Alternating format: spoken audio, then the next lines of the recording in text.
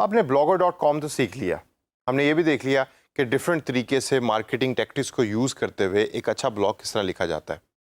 लेकिन एक चीज़ इस ब्लॉग के सेशन को ख़त्म करने से पहले मैं आपको बताना चाहता हूँ कि एक अच्छा ब्लॉग बनाने के लिए चंद टिप्स हैं जिसको आपने जहन में रखना है।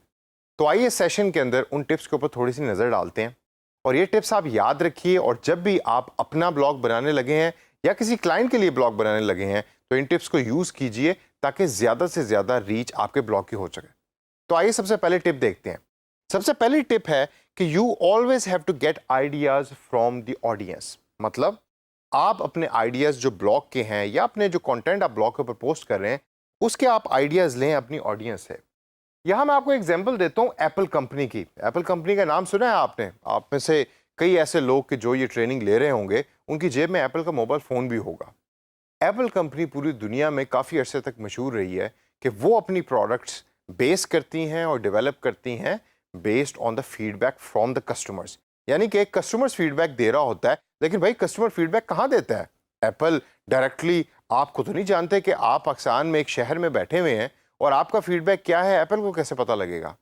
आप अपना फीडबैक लिख रहे होते हैं, पोस्ट कर रहे होते हैं यूट्यूब के ऊपर, फेसबुक के ऊपर, डिफरेंट फोरम्स के ऊपर, और एप्पल के लोग उन फीडबैक्स को पढ़ रहे होते हैं जिसकी बेस के ऊपर अपने प्रोडक्ट को वो चेंज करते हैं, अपने प्रोडक्ट के अंदर इनोवेशन लेकर आते हैं।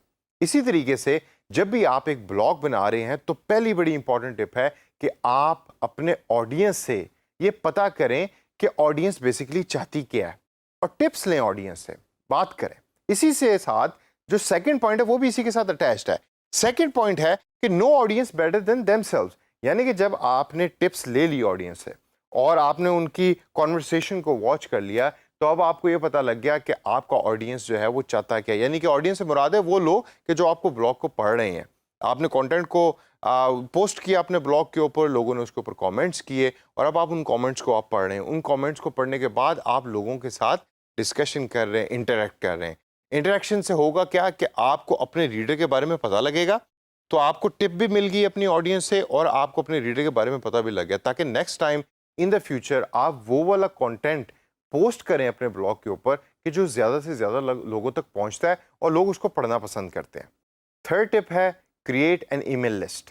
दोस्तों, जब भी आप फ्रीलांसिंग का काम कर रहे हैं या इवन अपना कोई ब्लॉग रिलेटेड आप काम कर रहे हैं तो अपनी ये हैबिट बना लें कि आपने हमेशा ईमेल लिस्ट को मेंटेन करना है। अच्छा भाई, वो कैसे होती है? अब आपने कमेंट्स के अंदर लोगों से बात कर ली। जब आप लोगों से बात कर रहे हैं तो आस्क फॉर देयर इन्फॉर्मेशन। कोई इसमें हर्ज नहीं है। आप उनसे कहें कि भाई आप मुझे अपना ईमेल एड्रेस दें और मैं ईमेल एड्रेस के ऊपर आपके साथ कम्युनिकेट करूंगा और इन द फ्यूचर जो भी कंटेंट पोस्ट कर रहा हूँगा उसके ऊपर आपका फीडबैक जो है वो मेरे लिए बड़ा इंपॉर्टेंट है, तो मैं आपसे बात किया करूँगा।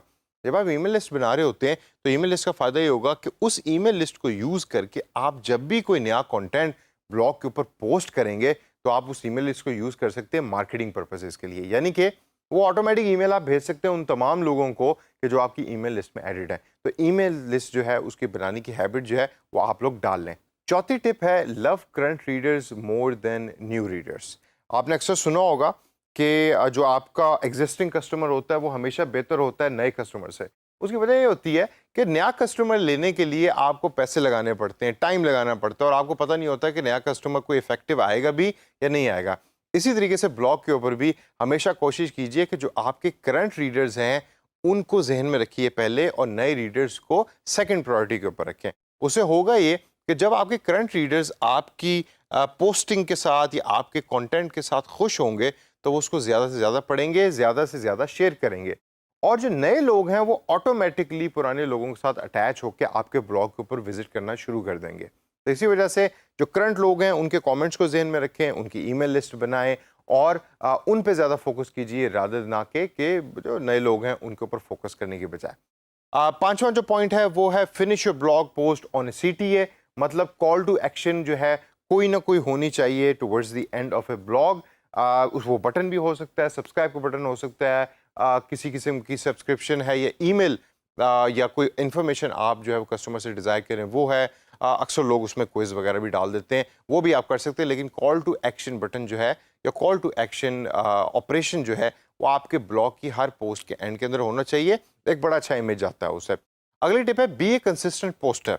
ब्लॉग के दुनिया के अंदर, ब्लॉग की दुनिया के अंदर अगर आप एक अच्छे पोस्टर नहीं हैं और कंसिस्टेंट पोस्टर नहीं है तो इन दोनों की वेटेज जो है वो बिल्कुल सेम है।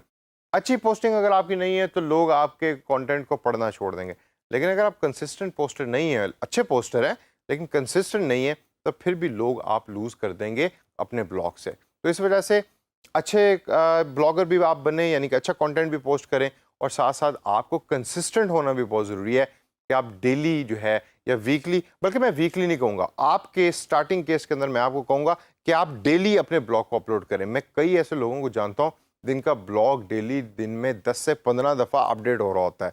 उसकी वजह है कि जो उनका यूज़र है ना, वो एग्जिस्ट कर रहा होता है ब्लॉग के ऊपर सारा दिन।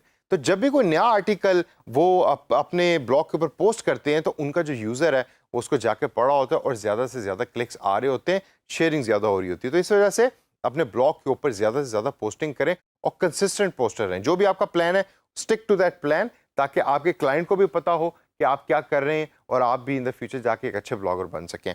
अगली जो टिप है वो है ऑफर रियल वैल्यू। जब भी आप कोई चीज़ पोस्ट कर रहे हैं, उसको बिल्कुल एक हवा में पोस्ट ना कीजिए। हमेशा देखिए कि इसको पढ़ने के बाद क्या कोई वैल्यू रीडर जो है वो इससे ले रहा है। फॉर एग्जांपल, आपने कहा कि जी top 10 most expensive cars in the world, ठीक है। अब most expensive cars in the world को जो पढ़ने वाला रीडर है वो वही होगा जिसको गाड़ियों का शौक है। और ये बेताशा लोग हैं जो इस तरह की ब्लॉग की पोस्ट के ऊपर क्लिक भी करते हैं। आपको फेसबुक पे भी इस तरह के लिंक्स मिलते होंगे। तो जब भी आप कोई चीज़ ब्लॉग पे पोस्ट कर रहे हैं तो उसकी वैल्यू हो। अक्सर आपने देखा होगा कि हम में से काफ़ी ऐसे ब्लॉगर्स हैं कि जो डिफरेंट कोटेशंस जो है वो पोस्ट कर रहे होते हैं अपने ब्लॉग्स पे। जैसे जैकमा है, अली बाबा का ओनर, तो उसकी बड़ी अच्छी अच्छी कोटेशंस जो हैं वो पोस्ट हो रही होती है ब्लॉग्स के ऊपर। तो एक बड़ी अच्छी वैल्यू मिल रही होती है, विजडम मिल रहा होता है एक बहुत बड़े एंटरप्रेन्योर से। तो इस तरह का पोस्ट करें कंटेंट कि जिसकी एक अच्छी वैल्यू यूज़र के लिए या ब्लॉग के रीडर के लिए हो। इससे अगली टिप है मार्केट द ब्लॉग।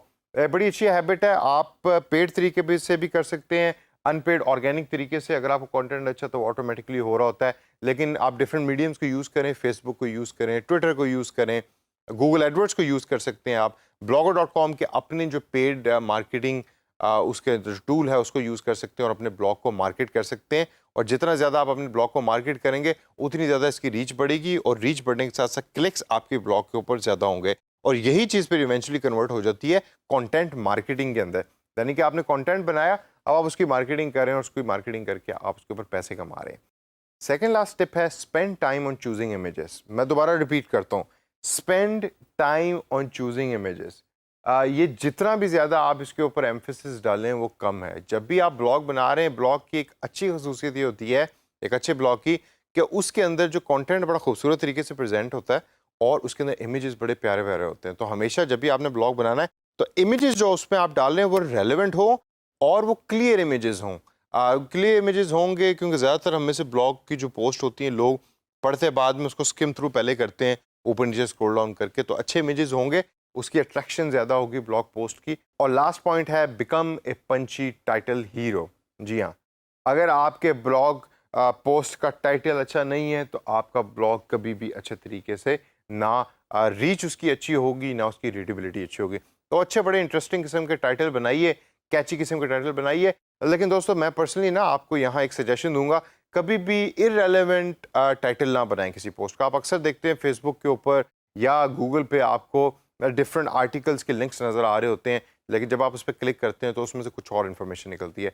इस तरह ना कीजिए, एक अच्छी रेलेवेंट किस्म का टाइटल बनाइए, लेकिन अट्रैक्टिव टाइटल हो। टाइटल अच्छा होगा, लोग उसको देख के उस पर क्लिक करना पसंद करेंगे। जैसा मैंने भी एग्जांपल दी थी, top 10 most expensive cars in the world. अब मेरे नज़दीक अगर मैं गाड़ियों का मुझे शौक है तो टाइटल जो है वो इंटरेस्टिंग है and I will click on that. लेकिन इससे बड़े बड़े अच्छे अच्छे टाइटल्स और भी हैं जो आप इंटरनेट पर सर्च कर सकते हैं और एग्जाम्पल आपके सामने होंगी। तो दोस्तों, ये वो चंद टिप्स थी जो एक अच्छा ब्लॉग बनाने के लिए आपकी मदद करेंगी और आपको हेल्प करेंगी। अब जब फ्रीलांसिंग की दुनिया में आप क्लाइंट के लिए ब्लॉग बना रहे हैं या आप अपना ब्लॉग खुद बना रहे हैं, तो इन टिप्स को आप जहन में रखिए और इस तमाम नॉलेज को जो हमने इन सेशंस के अंदर लर्न किया ब्लॉग्स के रिलेटेड, उसको आप जहन में रखें, उसको प्रैक्टिस कीजिए और practice makes the man perfect.